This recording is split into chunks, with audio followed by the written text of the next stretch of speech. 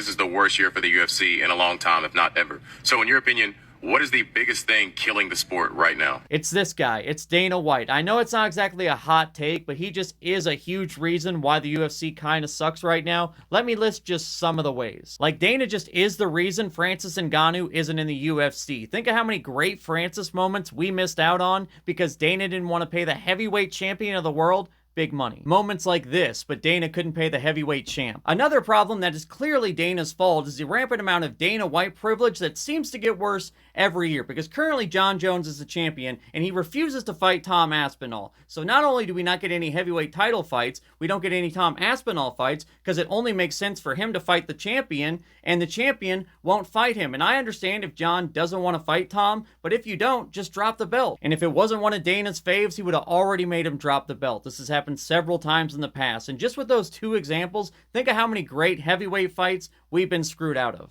Another problem that is obviously Dana's fault is the MAGA of it all, which is going to annoy me more than others, but at least before, they would show Trump once or twice on TV. Now, every big pay-per-view is basically the RNC. Like, obviously, my experience isn't going to be everybody's, but I saw a clip of a Kayla Harrison interview, and I was like, oh, wow, what a great story. Then I've seen her fight twice, and they were both dominant wins. Like, okay, this is great. Then I see her step out of the cage and do this shit, and I'm like, never mind, this person sucks. Also, aren't these the people that said we should keep politics out of sports? I seem to remember that being a thing. Another thing that's hurting the UFC is all these hype trains that keep getting derailed, like Bo Nickel. They put all this money into this guy, say he's the next great thing. He goes on Joe Rogan, talks a bunch of shit, and then the first time he fights a decent guy, he gets packed up. So yes, while it's not a hot take, it is a correct take. The reason the UFC is kinda mid right now is because of Dana White.